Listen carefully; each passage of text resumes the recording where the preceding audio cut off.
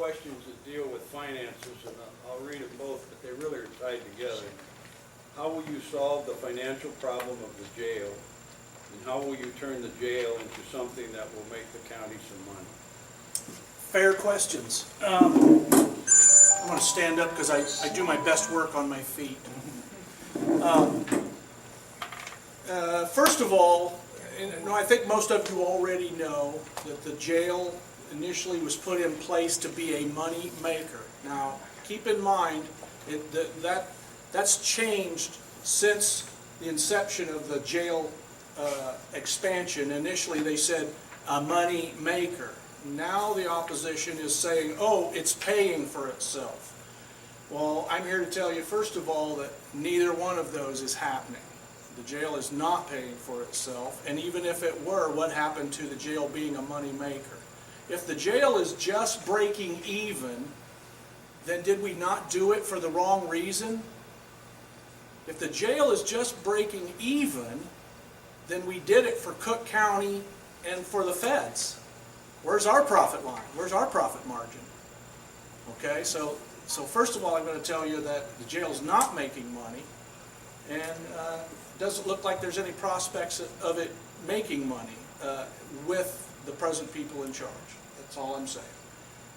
How do I have a plan to make it make money? First of all, I would be less than honest if I were to stand up here and tell you that I can make that jail show a profit, the jail expansion. I'd be disingenuous for me to tell you that. I would hope that I can, but it's a ways down the road. We're 3 years down the road. We're $800,000 in debt on that jail expansion. Can I make that? In order for it to make a profit, you have to make up that $800,000. I don't know how to do that. Quite frankly, I'm of the opinion that if you fill that max capacity tomorrow and keep it that way for the next 16 years until it's paid for, you've still lost that $800,000. I don't think you can get that back. So, will it be a moneymaker? I suspect not. But do I have a plan in place to make sure that the taxpayers, you, don't have to spend any more money to house foreign prisoners? And the answer is yes. I believe I can keep that jail from actually losing money. Here's how you do that. It's very simple. It's basic math. Now, I went to Westmore High School. I don't know how many of you are familiar with Westmore High School. It doesn't exist anymore. But I had some pretty good math teachers. And they taught me basic math. Okay, so first of all, you bring in as many foreign prisoners as you can, and you fill those 40 empty bunks. Now, do we wait on Cook County to do that? No. This is another typical thing that we've done in this state for years. The downstaters have waited for Cook County and Chicago to do our bidding for us. When are we going to stop waiting on Chicago and Cook County? They've not done us any favors. So go out and find other agencies that need to house prisoners and bring them in and fill those cots. Money-making cots. Okay? Not profit cots. I didn't say profit. I said money-making cots. Money that we can make the payments with and pay the insurance with and feed the prisoners with so that we don't have to take that out of taxpayers' pockets. Okay? You fill as many of those as cots as you can fill for money. Then you calculate what the difference is on the rest, and you cut the jail staff to meet that amount.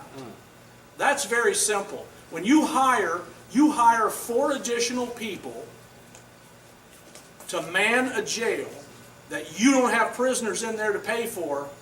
Again, I'm going to go back to basic math. So if I only have 20 additional prisoners in there instead of the 40, it looks like 2 of those people need to go. It's basic math. So yes, I believe we can do that. Is it sustainable as a money maker? Not going to promise you that. I would like to think that it could be, but I just don't know. And I don't know how we're ever going to make up that $800,000. You're already in the hole that much, taxpayer money, and I don't think you're ever going to get that back. Okay?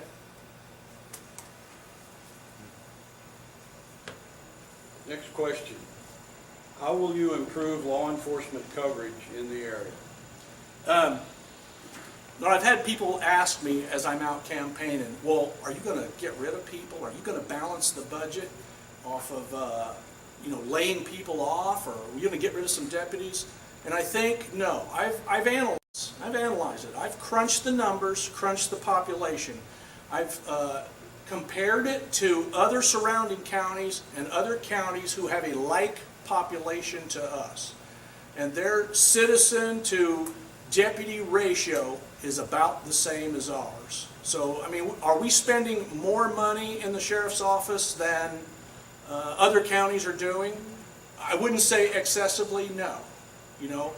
My concern is that we're just not getting the bang for the buck. I think that we have about the right number of deputies right now to cover the county and do it well. Can we do it better? Yes. That's my contention. We can do better and do more with less. We can. It's again, I'm going to go back to basic math. We have the right numbers. You just have to get those people and those assets into the right places. The jail, yes, I would gladly let some people go. If we can't make enough money in the jail to at least break even so that the taxpayers don't have to pay for foreign prisoners, absolutely. And I think we can do that without compromising the safety in the jail or the safety to people outside the jail for that matter. Absolutely, I believe that we can. And I have a plan to do that. So I hope that answers that question. Next one's tough. What qualifies you to be sheriff? Well, let's look at this a different way. I mean, first of all, I believe it's the people who have to decide whether or not I'm qualified to be sheriff. I don't think that's something that I do. And I wish the opposition was here. What I'd like to do is just compare who is most qualified. And I've got my flyer and my folder here, so I will let you be the judge of that.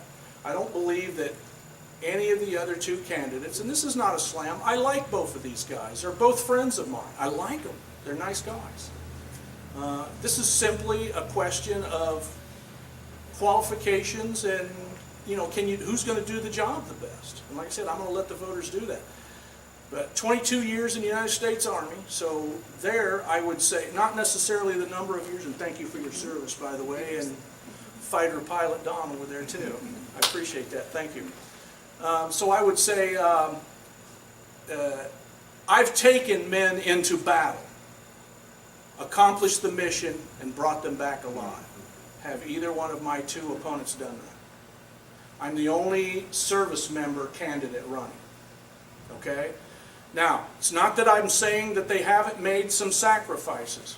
We all make sacrifices at one time or another, and they're in different areas. But I've done that. I've also been a police officer. I've been out there policing the highways, at 2 o'clock in the morning, hauling in intoxicated people and runners and whatever it takes.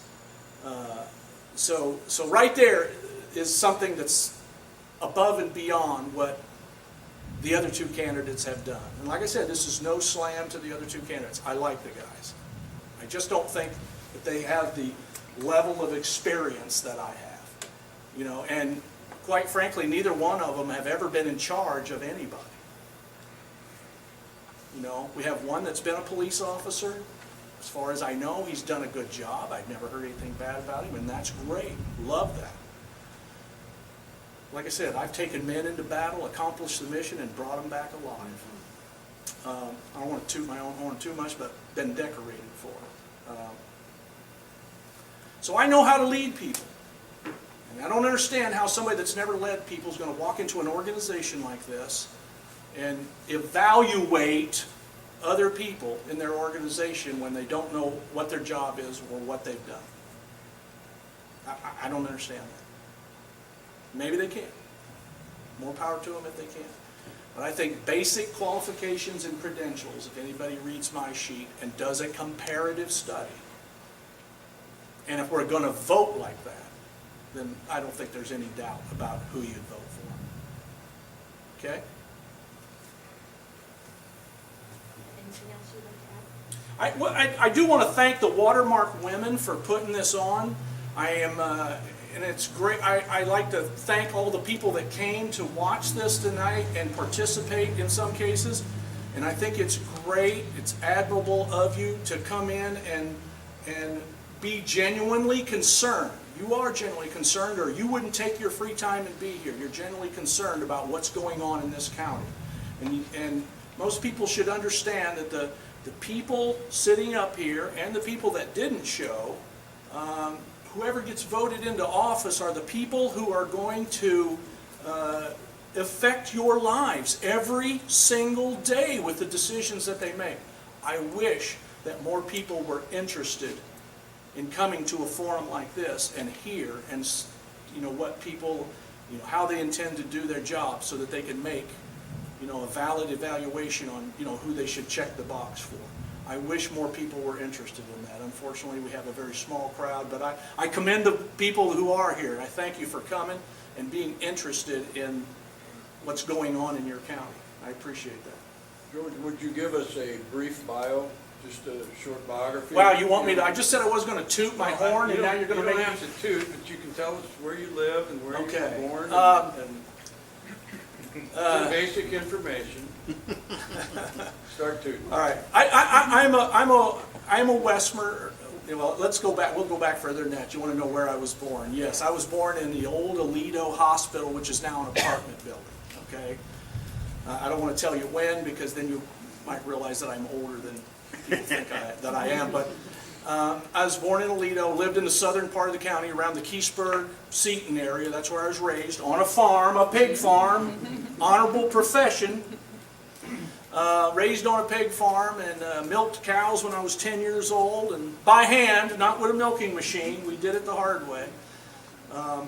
Went to Westmer School District, which graduated from Westmer High School down in Joy, Illinois. As soon as that was over, I left for the Army. Spent 22 years, 16 days in the United States Army, which I loved. I still to this day I loved being a soldier, and if they recalled me, I'd go back tomorrow. So I loved being a soldier. I think it's one of the most honorable professions in the world that you can ever do. So I spent 22 years in the Army. I came back. For a while, I was a labor and employment specialist with the state of Illinois. So I used to counsel veterans on jobs and also educational benefits. And then I was asked by a police department to come be a police officer, so I resigned from that position and went to be a police officer, and I was a police officer for the next 7 years, and then I actually went into what I thought was going to be full-fledged retirement because I started having grandchildren. And so I didn't go back to work, and then when all of this stuff started happening with the jail expansion, and I think I had a conversation with some people in the audience tonight when I first got here, why am I back in this? I'm in this because it was very difficult for me to sit on the Four Seasons porch and complain about the things that I see going on that I believe in my heart are wrong and not do anything about it. I've never been like that. I can't bring myself to do it. I saw things that were wrong, and I said, if I don't get up from here and go do something about it, I do not have a complaint. And so I got back into the business, and that's when I decided here a couple years ago to run for the Mercer County Board. I've been on the board for the last 2 years, and with Brian and Ted and some of the other people, and I think we've done some great things on the board. We've managed to get some things done that were just at a dead standstill before, when there was just an absolute majority on the board. So it's been an honor for me to serve on the board. I'm kind of looking forward to being sheriff, but at the same time, a little bit of disappointment about not being on the board. But I'll still be there at the meetings, whether I'm on the board or not. Win, lose, or draw, I'll still be there at the meetings and for support. Any ideas that I have, I'll be glad to pass them to you. So, but yeah, that's basically where I've been, what I've done, and I've had a great life. I hope it's greater, just because I get to spend a lot of time with my grandkids now, and I'm having a lot of fun. So But yeah, that's pretty much where I've been, what I've done, and I appreciate you asking. So, Let people know your background. That's Yeah. all. yeah.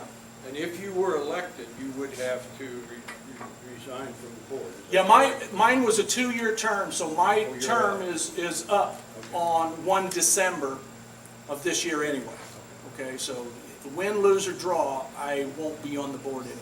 So we have another candidate that's running in my place, and I know she'll do a good job, so yeah. I'm either sheriff or I'm sitting in the audience with you, Ken. Which wouldn't be so bad. No, that's I'd a be good in good place. company, I can tell you that. So, Thank you. thank you.